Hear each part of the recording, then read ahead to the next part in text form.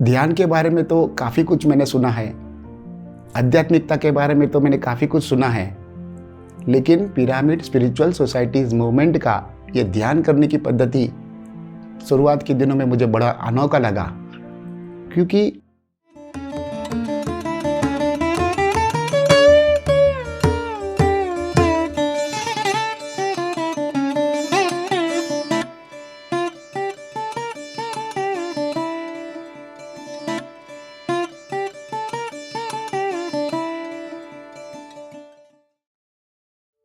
मेरा नाम चिरंजीवी माटेटी है। मैं सूरत गुजरात में रहता हूँ। मेरा उम्र अब 42 साल का है। मेरा आउटडोर पब्लिसिटी का प्रोफेशन है। मैं 2009 से पिरामिड मेडिटेशन करता हूँ।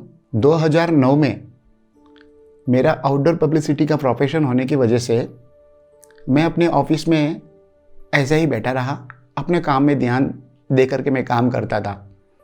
बहुत सारे क्लाइंट्स आए थे, वहाँ पे सभी अपने अपना बैनर साइन बोर्ड वगैरह बनवा रहे थे। तो भीड़ में मुझे समझ में नहीं आया कौन आया और कौन गया। और उन दिनों में पॉलिटिक्स का कुछ काम चलता था। तो आपको पता है, जैसे पॉलिटिशियंस जो होते हैं वो कम वक्त में उनका काम किस तरह से निकालना वो अच्छे से जानते हैं। तो वो लोग एक साथ में वहाँ पे मेरे ऑफिस पे आकर के फटाफट अपना काम किए जा रहे थे। शाम का समय था, तकरीबन 5 बज गए थे। तो उन्हीं भीड़ में 2 महानुभाव भी आए थे, मेरे ऑफिस में बैठे थे। तो सभी लोगों का काम करते करते रात को तकरीबन 1 बज गया था। सब लोग चले गए थे। फिर मैं अचानक देखा तो वो 2 जो 5 बजे के करीब करीब आए थे, वो तब से लेकर के अभी तक मेरे ऑफिस के कॉर्नर में चेयर पे बैठ कर के ऐसे ही पैर क्रॉस करके आंखें बंद करके, मुझे लग रहा कि ये लोग शायद सो गए हैं। मुझे पता नहीं था कि वो इस तरह से वो ध्यान मुद्रा में थे। मैंने उनको कहा कि सर, सब लोग चले गए, आप क्यों बैठे हो? उन्होंने कहा कि आप बहुत बिजी थे और हमें भी बैनर प्रिंटिंग करवाने थे, लेकिन आपकी काम की वजह से हमने आपको डिस्टर्ब नहीं किया। उनसे पीछे भी आके लोग सब काम करके गए, तो आप क्यों इस तरह से बैठे? तो उन्होंने बड़ी विनम्रतापूर्वक जवाब दिया कि मेरे पास समय था और उनके पास नहीं था। मैंने सोचा मेरा काम से ज़्यादा उनका इम्पोर्टेंट है, इसीलिए उनको मौका दिया। फिर मुझे भी थोड़ा शर्म लगा कि ये लोग पहले आए और इनको मैंने प्रायोरिटी ना दे करके और लोगों का काम किया। फिर फटाफट उनका काम करके मैंने दे दिया। दूसरे ही दिन वहाँ पे ब्रह्मर्षि पितामह पत्री जी एक मार्कंडेय महामुनि के मंदिर में आने वाले थे। उन्होंने जाते जाते मुझे हठपूर्वक आग्रह किया कि आपको वहाँ पे आना है। इस गुजरात में, सूरत में आप तेलुगु हो और तेलुगु गुरुजी वहाँ पे आ रहे हैं, आपको आना ही होगा। तो मैं उनकी वो विनम्रतापूर्वक दिया गया आह्वान को मना नहीं कर पाया और शाम को ठीक मैं मंदिर में पहुँच गया। देखा तो बहुत सिंपल सा सादा सा गुरुजी थे। बैठकर आराम से अपने साहजिक ध्यान करवाते थे। मैं भी ध्यान में बैठ गया। पता नहीं 1 घंटे में मुझे क्या लगा, और ध्यान जब पूरा हो गया तो मुझे लगा कि इस गुरु को एक बार मैं गले लगाऊं। काफ़ी लोग उनके आजू बाजू जाने से भी डरते थे, लेकिन मेरी हिम्मत आ गई, पता नहीं कहाँ से, और मैंने जाकर के सर को कहा कि सर, मैं आपको गले लगा सकता हूँ? उन्होंने मुझे गले लगाया और कहा व्हाई नॉट, और मैं आपको छोड़ूंगा नहीं, और आपको सबका ख्याल रखना है। मुझे तो समझ में ही नहीं आया। मैं पहली बार मेडिटेशन में हूँ, मेरे से सीनियर मेडिटेशन मास्टर वहाँ पे थे, उन सबकी उपस्थिति में मुझे ये जवाबदारी क्यों दिया, मुझे कुछ भी समझ में नहीं आया। ऐसे ही तकरीबन 1-1.5 मिनट तक मुझे पकड़ के रखा और मुझे छोड़ दिया। उस दिन से लेकर के लगातार 7 दिन तक मेरी बॉडी के अंदर कंपन सी हो रही थी। समझ में नहीं आया ये क्या था उस समय, लेकिन अभी मुझे समझ में आया, उस समय मुझे उन्होंने एनर्जी पास किया था। और उस दिन के बाद में वही जो 2 महानुभाव मेरे यहाँ पे ऑफिस में आए थे, उन्होंने आग्रह किया, तो मेरे घर पे मैंने एक छोटा सा शिविर का आयोजन किया। वो सूरत में तकरीबन 17 किलोमीटर जहाँ पे रहता था उसके दूर वहाँ रहते थे, और वो दोनों महानुभाव यहाँ आंध्र प्रदेश से आए थे। उनमें से एक वेंकटेश्वर सर था और एक किशोर सर थे। दोनों का ही अच्छा बिजनेस था, दोनों ही अपने फैमिली के साथ में बहुत खुश थे। उसके बावजूद भी अपना व्यापार और फैमिली को छोड़कर तकरीबन 1100 किलोमीटर का यात्रा कर कर वो सूरत में मेरा जो घर है उससे 17 किलोमीटर दूर वो लोग रहते थे। तो मैंने उनको शिविर के लिए 6 बजे का समय दिया, तो वो वहाँ पे किसी का गाड़ी मांग कर लिया और उस गाड़ी में उनके द्वारा कमाया हुआ जो राशि है उससे पेट्रोल डाल करके मेरे घर पे 60 दिन तक लगातार शिविर चलाया। पहले दिन तो मुझे पता ही नहीं था कि वो आ जाएंगे, तो उनके आने के बाद में मैं ध्यान में बैठा। दूसरे दिन फ्रेंड्स को बुलाया, तीसरे दिन सभी सगा संबंधियों को बुलाया, चौथा पाँचवा दिन सभी लोगों को इकट्ठा किया। मेरा नसीब अच्छा है कि कुछ ही दिनों में वहाँ पे डॉक्टर GK सर का भी आगमन हुआ और पहले ही मतलब मैं उनका जो क्लास था उसमें उन्होंने मुझे ध्यान के बारे में पहले से ही बहुत अच्छी अच्छी बातें बताई, जो मुझे मेरे आध्यात्मिक नींव उन्होंने डाली है। 60 दिन होते होते ही मुझे सब कुछ नज़र आ गया कि ये दो महानुभाव एक 1100 किलोमीटर दूर इतना अच्छा व्यवसाय और फैमिली को छोड़ करके यहाँ पे क्यों आए। पहले शुरुआत के दिनों में तो मुझे पागल नजर आते थे, लेकिन बाद में चला ये ध्यान का महिमा क्या होता है। कुछ दिन के बाद में 2011 वैजाग ध्यान महाचक्र आया था, तो मैं वहाँ पे आया तो देखा तो वहाँ पे हजारों की संख्या में लोग वहाँ पे आए थे। बड़े बड़े मास्टर्स वहाँ पे थे। गुरुजी के बारे में मैंने बहुत कुछ सुना था, लेकिन 2011 का जो ध्यान महाचक्र में देखा था मैं देखता ही रह गया। 2 दिन मैं वहाँ पे अटेंड रहा और दोनों दिन मैंने सोया नहीं और पूरा दिन भर जागते हुए ध्यान किया, फिर भी एनर्जी मुझे कम नहीं लगा। वहाँ से निकलते हुए मुझे समझ में आ गया ये ध्यान की दुनिया बहुत बड़ी है, अब मुझे इसका प्रचार करना है। तो मैं उस दिन से लेकर के अब तक लगातार एक भी ध्यान महाचक्र मिस किए बिना मैं यहाँ पे आता हूँ और सभी मेरे फ्रेंड्स को सगा संबंधियों को मैं लेके आता हूँ। मेरी फैमिली के साथ में मैं हमेशा आता हूँ और हो सके तो मैं अपने पैसे खर्च करके कई लोगों को ध्यान महाचक्र लाने का संकल्प भी मैंने लिया था। क्योंकि 2012 में मेरी माताश्री जो तकरीबन उस वक्त 60 साल के थे, वो दिन में 3 बार नॉन वेज का सेवन करते थे।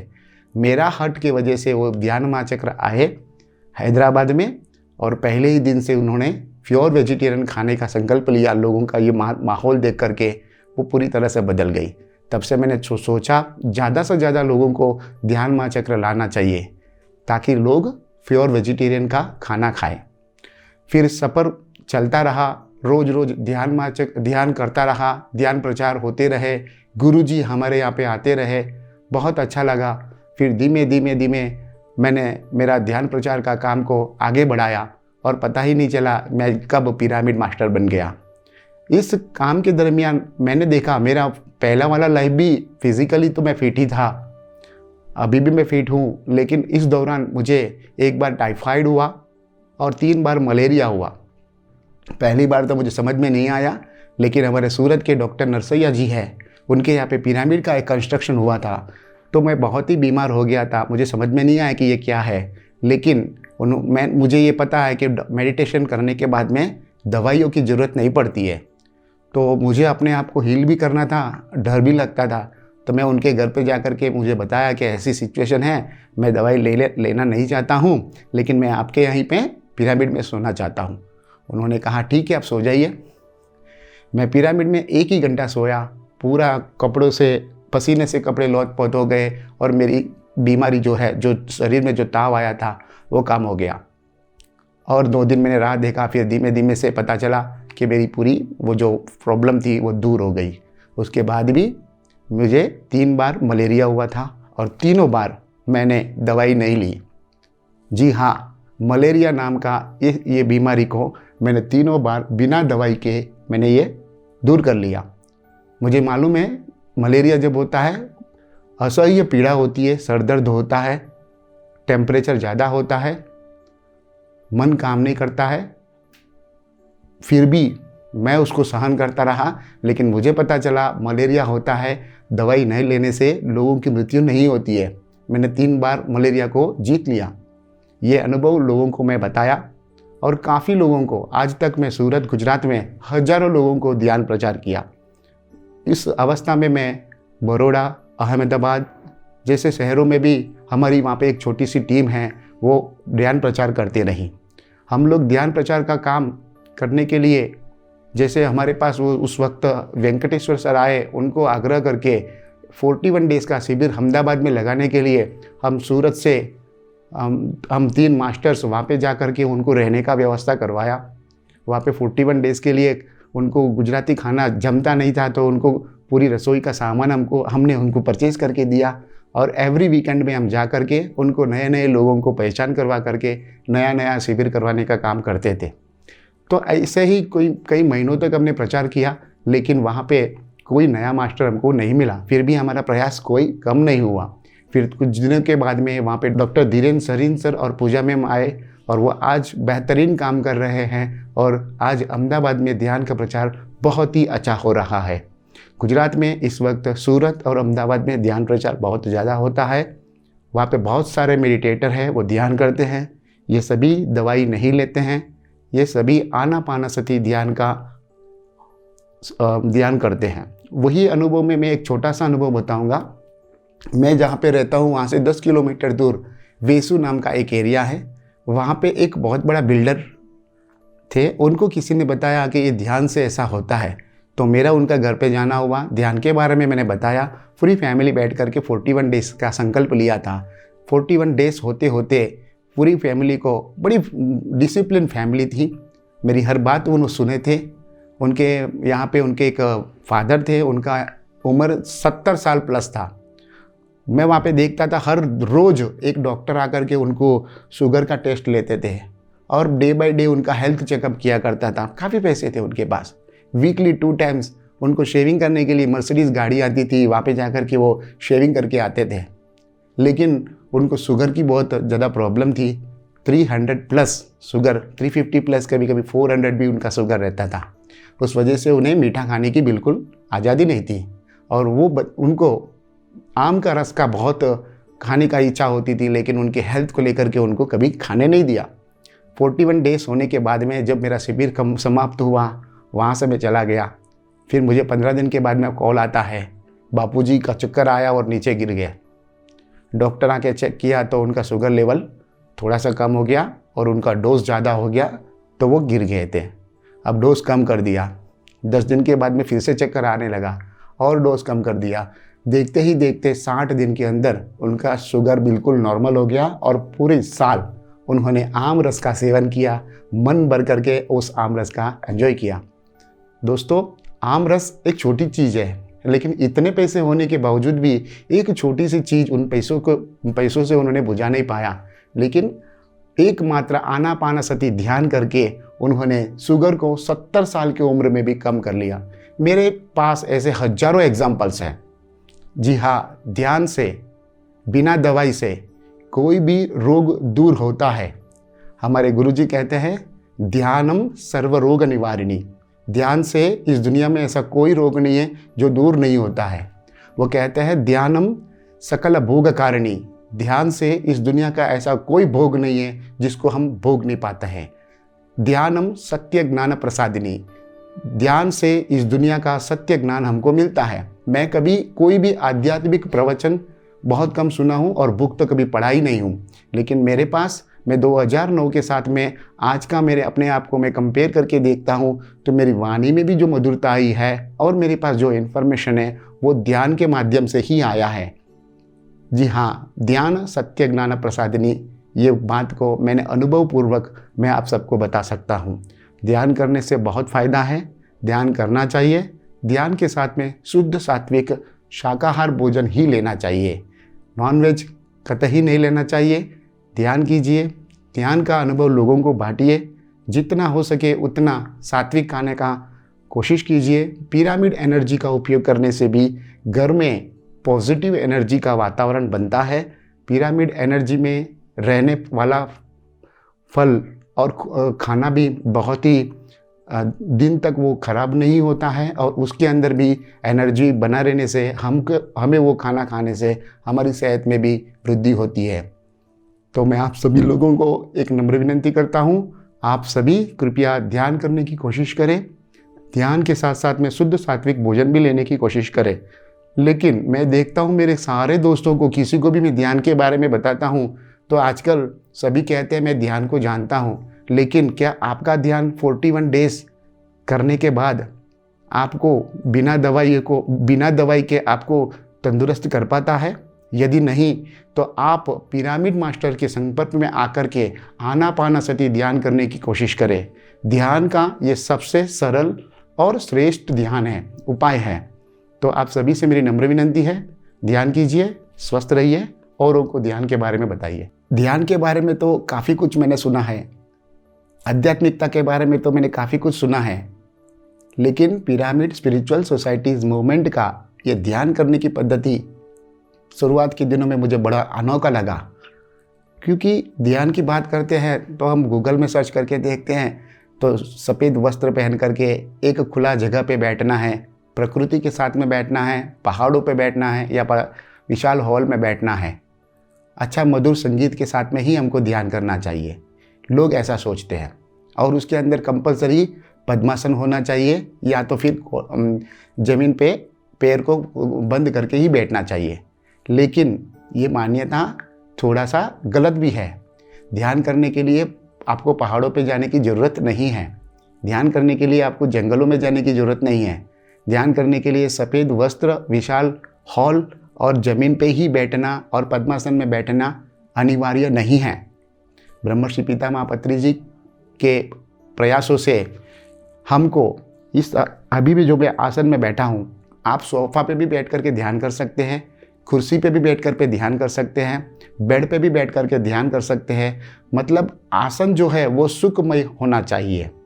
और हमारा मन जो है, हमारा मन में कोई भी मंत्र नहीं होना चाहिए, कोई भी भगवान का नाम स्मरण नहीं होना चाहिए। सिर्फ हमारे श्वासों के ऊपर ध्यान को केंद्रित करने से, मन को केंद्रित करने से ध्यान बहुत ही जल्द हम विचार मुक्त अवस्था में पहुंच जाते हैं। तो ये ध्यान की सही पद्धति है, ये मुझे पता नहीं था और ना ही कोई जगह पे इसका वर्णन किया गया था। मैं धन्यवाद करता हूँ पिरामिड स्पिरिचुअल सोसाइटीज़ मूवमेंट के सभी मास्टरों को, ब्रह्मर्षि पितामह पत्री जी को, कि उन्होंने ध्यान के इस पद्धति को इतना सरल और हर किसी के लिए कोई भी जगह पे कभी भी करने के लिए उन्होंने ये उपाय बताया।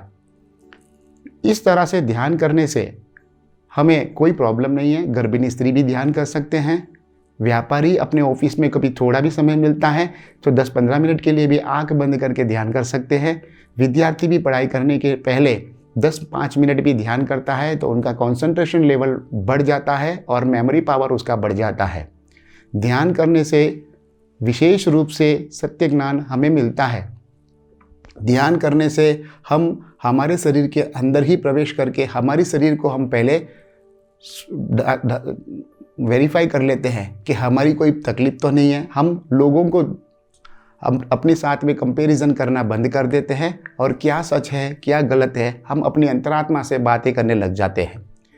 मैं उसी अवस्था में बातें करते करते मैंने काफ़ी बातें मैंने सीख ली हैं। जैसे एक छोटा सा मैं एग्जांपल देता हूँ। जैसे हमारे जो श्रेष्ठ महादेव शिव जी हैं, चित्रकार, उनके फोटो का एक बहुत बड़ा चित्रकार होता है, वो कल्पना करके शिव जी का फोटो बनाते हैं। उनको यहाँ पे त्रिनेत्र, थर्ड आई का एक ड्राइंग करते हैं। क्या वाकई में शिव जी को थर्ड आई था? उनका जन्म ऐसे ही हुआ था? तो ऐसे सारे सवाल आए, लेकिन उनका एक बार मुझे जवाब में ऐसा मिला, जैसे हम शादी की पत्रिका देखते हैं, वहाँ पे भगवान श्री राम के हाथों में धनुष भी रहता है, पीछे बाण भी रहते हैं और सीता माता को गले में वरमाला भी पहनाते हैं। क्या हम शादी ऐसे करते हैं? क्या वाकई में श्री राम भगवान ने ऐसी शादी की है? श्री कृष्ण भगवान का भी फोटो देखते हैं, उसके हाथों में सुदर्शन चक्र रहता है। क्या सुदर्शन चक्र रख करके उन्होंने शादी किया है? ये चित्रकार की कल्पना है। श्री कृष्ण को बताना है तो उनके हाथों में सुदर्शन चक्र चाहिए, राम को बताना है तो उनके हाथ, श्री राम को बताना है तो उनके हाथों में धनुष बाण चाहिए।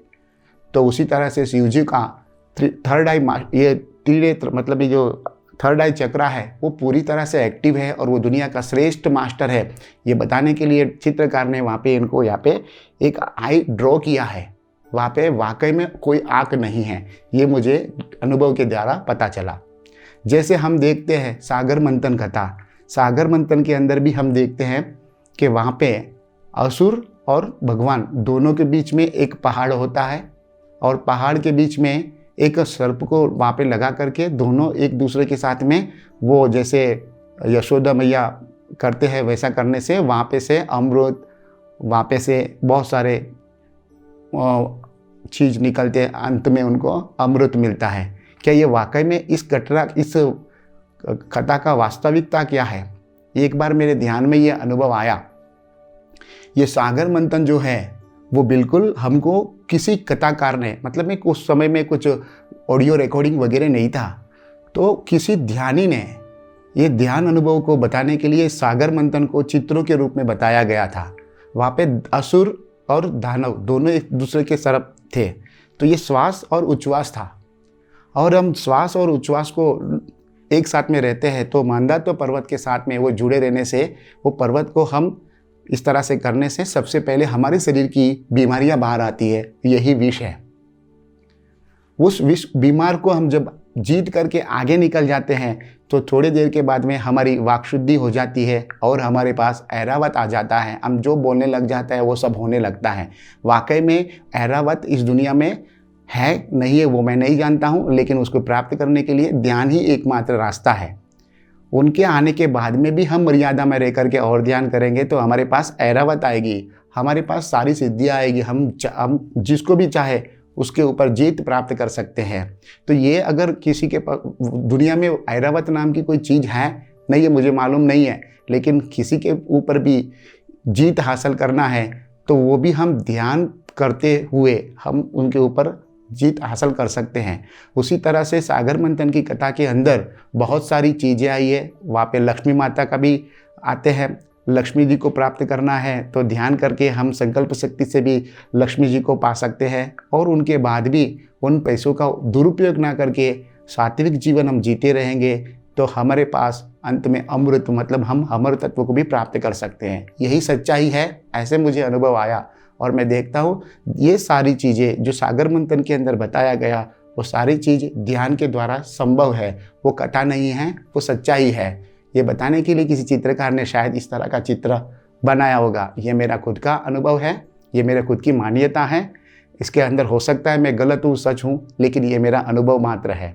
दोस्तों, ध्यान महाचक्र के समय में भी मैं हर बार अपने बिजी शेड्यूल के अंदर भी मैं समय निकाल करके ध्यान महाचक्र जब भी आता था तो बहुत सारे कामों को मैं छोड़ करके यहाँ पे आना होता था।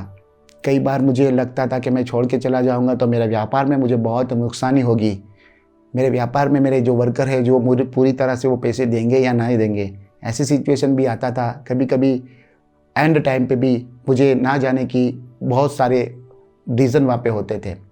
उसके बावजूद भी मैं अपने मन को मना करके हर बार कभी भी मैंने सोचा ही नहीं और ध्यान महाचक्र के लिए निकल जाता था। और 10 दिन, 8 दिन, कभी 7 दिन मैं यहाँ पे रुका हूँ। और अंत में यहाँ से जाकर के मैं देखता हूँ तो मेरा काम कभी कोई जगह पे भी 1 रुपये का भी मुझे नुकसानी नहीं हुआ। परीक्षा प्रकृति हमेशा हमारी लेती है। हम सद्मार्ग में जाते हैं तो डेफिनेटली वो हमें टेस्ट करती है, ये इसके लायक है या नहीं है। तो मेरे जीवन में ऐसी बहुत सारी घटना है जो मैं ध्यान प्रचार के लिए भी आया हूँ, या फिर मेरे काम में मैं पॉलिटिक्स में भी थोड़ा सा एक्टिव पार्ट में लेता हूँ। मैं समाज में भी काम करता हूँ, व्यापार में भी मैं काम कर लेता हूँ। पहले ध्यान से पहले मैं इन तीनों चीज़ों को बैलेंस करने में बड़ा व्याकुल होता था और सभी चीज़ों को मैं अच्छी तरह से कर नहीं पाता था, लेकिन मैं आज बड़ा संतुष्ट हूँ। मैं व्यापार को भी अच्छी तरह से कर लेता हूँ, मैं पॉलिटिक्स को भी अच्छी तरह से मैनेज कर लेता हूँ और समाज में भी मैं एक्टिव पार्ट लेता हूँ। सभी जगह पे मेरा काम करने का तरीका को इस ध्यान की वजह से मैंने अपने आप को बहुत ही अच्छे से कवर कर लिया। ध्यान करने से पहले मैं बहुत ही क्रोधित हुआ करता था और छोटी छोटी बातों से मुझे गुस्सा आता था। मैं लोगों की बातें कभी नहीं सुनता था, मुझ में बड़ा अहंकार हुआ करता था। लेकिन ध्यान करने के बाद में मुझे सभी चीज़ समझ में आने लग गई है। मेरा स्वभाव थोड़ा सा शांत हो गया है। जितना भी काम करता हूँ थकता नहीं हूँ। व्यापार में कभी कभी छोटा मोटा नुकसान भी आता है तो मैं कभी व्याकुल नहीं होता हूँ और ना ही मैं निराश होता हूँ। मेरे साथ में मेरे फ्रेंड्स हैं जो मुझे पहले से ऑब्जर्व करते आए, वो मेरे इस ध्यान को देखकर बड़े परेशान हैं और वो मुझे देख कर के ध्यान करने भी लगे और उनको भी चमत्कारिक परिणाम आए हैं। ध्यान का तो ऐसे कहने के लिए मेरे पास बड़ा कोई एग्जाम्पल नहीं है, लेकिन मेरे द्वारा ध्यान सिखाया गया लोगों को बहुत ही अद्भुत परिणाम आए हैं। उनमें से कई लोगों को सिर्फ 25 दिन के समय के अंदर ही किसी को 1.5 लाख रुपये का ऑपरेशन, जो डॉक्टर पहले से उनको रिपोर्ट दे करके कहते हैं कि आपको करना अनिवार्य है। उनको थायराइड का भी प्रॉब्लम था, उनको भी वो भी प्रॉब्लम था, साथ में शुगर का भी प्रॉब्लम था। 25 दिन के बाद में मेरे कहने पर, मेरा आग्रह करने के बाद में वो फिर अपने आप को चेक करते हैं तो सारे रिपोर्ट उनको नॉर्मल आया। तो उसे विश्वास नहीं होता है, तो फिर वो अलग अलग 3 लेबोरेटरी में जाकर के उन्होंने टेस्ट किया और तीनों जगह पे वो बीमारी उसकी दूर हो गई है। दोस्तों, सिर्फ 25 दिन के अंदर ध्यान करने से, सही संकल्प के साथ में हम ध्यान करते हैं तो हमारा हर बीमारी दूर होता है। संकल्प होना चाहिए, विश्वास होना चाहिए। हर रोग ध्यान से हम दूर कर सकते हैं, हर संकल्प को हम पा सकते हैं। कई बच्चे ऐसे हैं जो पढ़ाई में बहुत वीक है और अपने आप को वीक ही समझते थे। ध्यान के द्वारा मैंने उनका आत्मविश्वास बढ़ाया और ध्यान करके उन्होंने जो पहले कई सालों से लगातार पिछली कक्षा में, मतलब निचली कक्षा में पास होते थे, अब वो उत्तम श्रेणी के विद्यार्थी बन गए हैं। उनकी मेमोरी पावर बढ़ गई है, बहुत ही अच्छा स्टूडेंट वो बने हैं और माता पिता के आज्ञाकारी पुत्र भी वो बने हैं। कई घरों में बहू और सास के बीच के जो झगड़ा है, घर का जो कलेश है, वो ध्यान करने से, सामूहिक ध्यान करने से, सभी फैमिली मिलकर के ध्यान करने से उस परिवार में स्नेह का वातावरण भी मैंने देखा है। सभी लोग एक दूसरे को समझने लगे हैं। इवन घर के अंदर के जो पेट जानवर जो होते हैं, उनके ऊपर भी हमारा सामूहिक ध्यान से बहुत प्रभाव रहता है।